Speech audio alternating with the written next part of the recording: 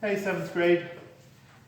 This is your math lesson for Friday, April 17th. Lesson 152 is due today, so we will look at some of lesson 152. Have your paper for 152 ready.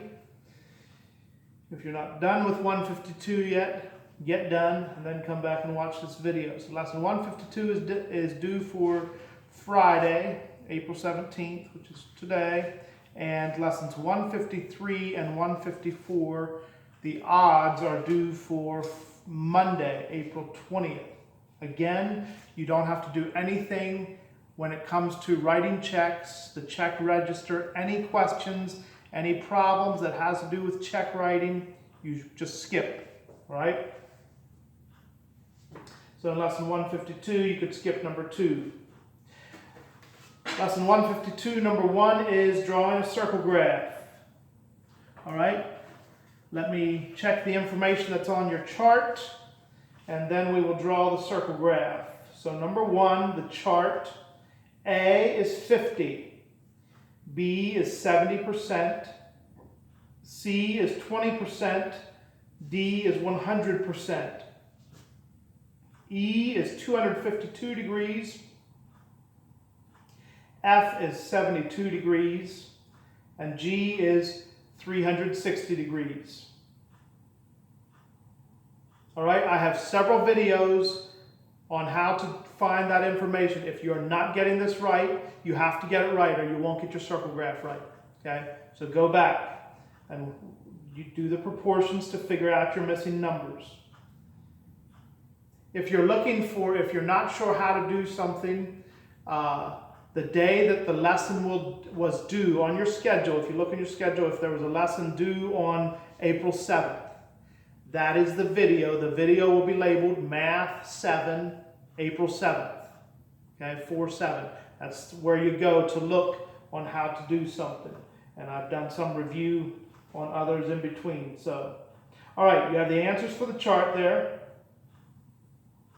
Look at your degrees. So let's look at industrial. Industrial is 20%. It is 72 degrees. Make a circle. Within your circle, make a 72-degree angle. Okay? So give me a radius. Just give me from the center to the edge, give me one line. Center to the edge, give me one line. Doesn't matter how the line is, just a straight line from the center to the edge. And now make a 72-degree angle. Okay, remember, if you're making an obtuse angle, you're looking at the bottom numbers. Obtuse, bigger than 90 degrees, you're looking at your big numbers. More than 100. If it's obtuse, if it's more than 100, then yes, you're making an obtuse past 90 degrees. This is a what? 72-degree angle. So you have 90 degrees, go less than 90. Here's 70. The little numbers are counting up to 90. The big numbers are counting down from 90. So make sure you're going the right way. So here's 70. 72 is just a little more, right? Just a little more than 70. So somewhere in here. 72. So put your center on your center. Line it up with the line as good as you can. Make a mark on 72. So you're counting up 10, 20, 30, 40, 50, 60, 70, 2, somewhere in here. All right. Make the line.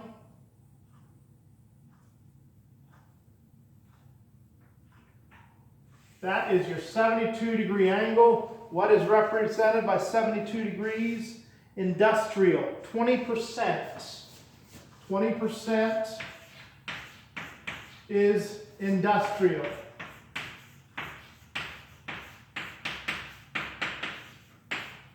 All right? Now, off of one of those lines, and it doesn't matter which one, off of one of those lines, make a 36-degree angle. 36. So what do we know about 36 and 72? 36 is half of 72, so this angle is going to be half as big as that one. So use your one line, your one radius, Line it up, the center, a 36-degree angle, again, 10, 20, 30. There's 35, so a little more than 35. Make a straight line.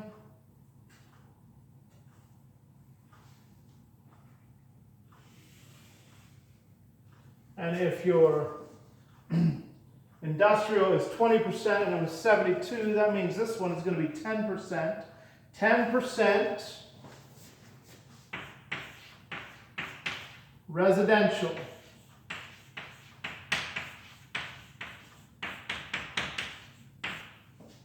All right?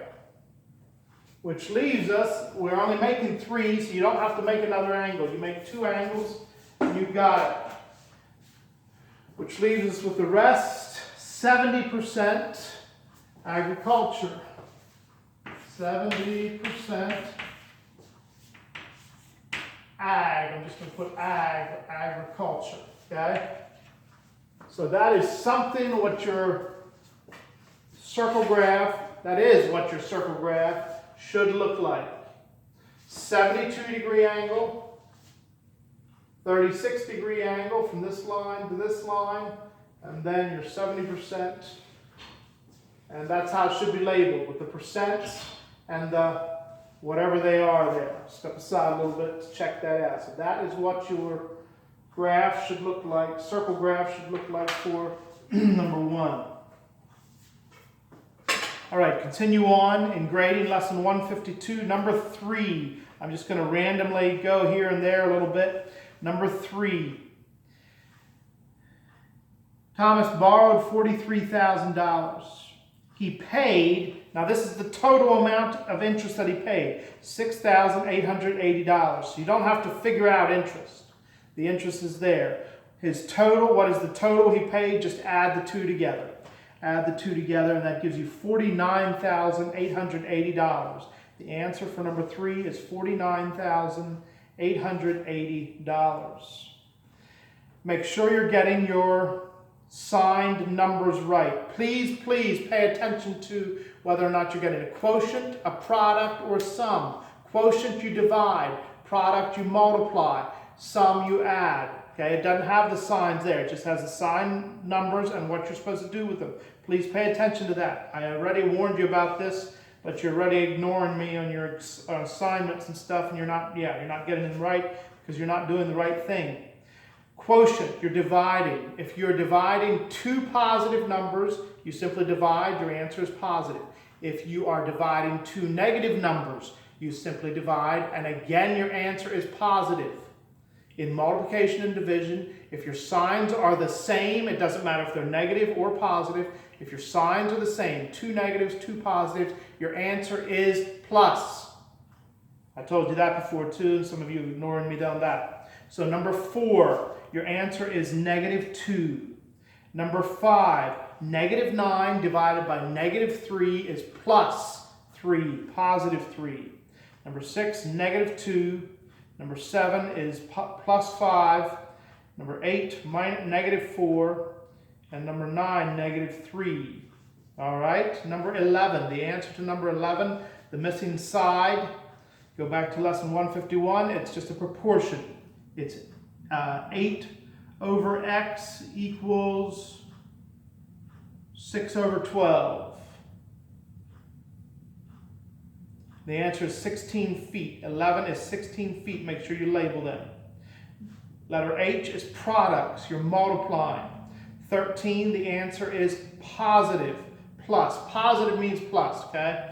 Positive 32. 14, positive 96. 15, negative or minus 10. And 16, negative 54. Number 19, surface area of a rectangular solid. Surface area of a rectangular solid, check out the formula. The formula is SA equals 2 times, and then in parentheses you have length times width, L times W, plus width times height, plus length times height. Your answer for number 19 should be 552 square feet. 20 perimeter, just distance out around something, 86 inches.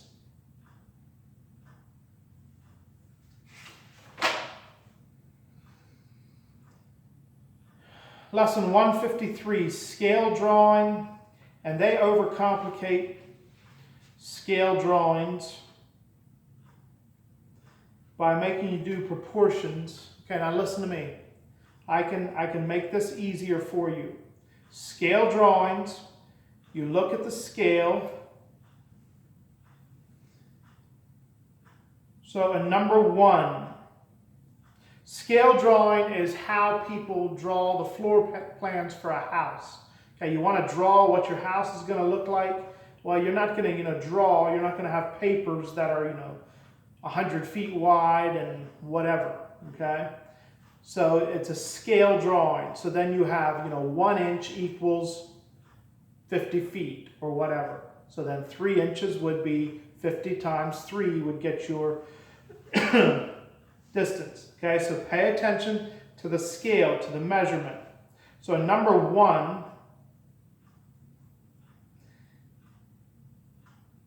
find the length and width of the building in feet if it is drawn to a scale of 1/2 inch equals 10 feet.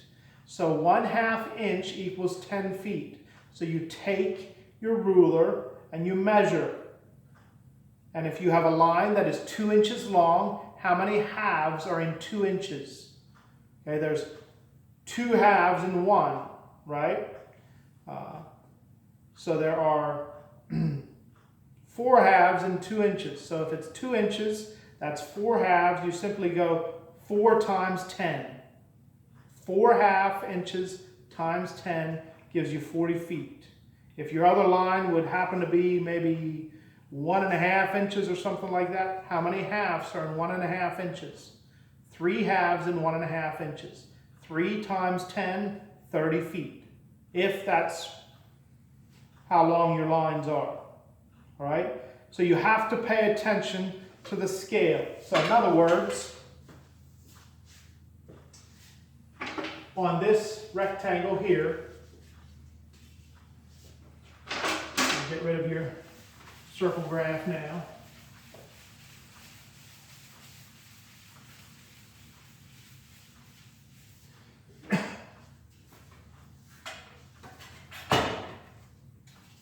One-4 inch equals 15 feet. How many fourths are in an inch? Every inch has 4 fourths, right? Every inch has 4 fourths. So 1/4 inch equals 15 feet. So we have a width of 10 inches. How many fourths are in 10 inches? Each inch has how many fourths? Every inch has 4 fourths. Okay, so you're looking for fourths. So if you have 10 inches, 10 times 4 is 40. Right? So you have 40 fourths here. 40 times 15 .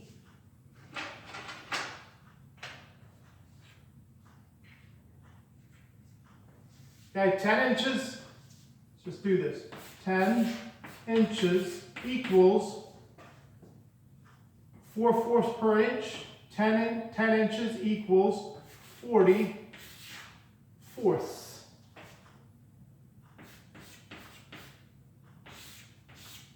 Okay, 41 fourths are in 10 inches.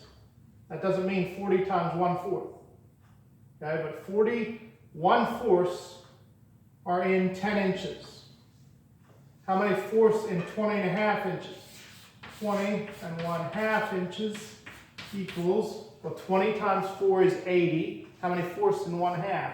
2 more, right? 1/2 is 4/8. Not 8, it's 2 fourths, all right? So 20 times 4 is 80 plus 2, 82. 1/4 in 20.5 inches. Now you simply go 40 times 15, which is 40 times 15 is 0, 0, 2, 600. Is that right? 0, 0, 2, 600. 600 600 feet. It's a fairly big building, all right? And then 82 times 1/4 equals 15. 82 times 15 equals 0, 1, 41, 2, 8, 0, 3, 12. So it is 600 feet long, wide, and 1,230 feet. So your answers would be 1,230 feet by 600 feet. Now you look at the scale. If 1/4 inch equals 15 feet, you figure out how many 1/4 are in 20 and a half. There are 4/4. So if you're going by eighths, then there are 8 eighths in 1 inch. So if your scale is, 1 5/8 inches, that's 8 plus 5, 13 eighths times whatever your 1/8 inch equals. Okay?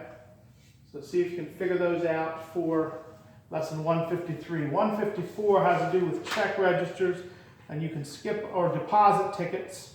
So you can skip the deposit tickets. Anything to do with checks, skip. Do all the other odds. Do the odds for 153 and 154 for Monday. Good weekend.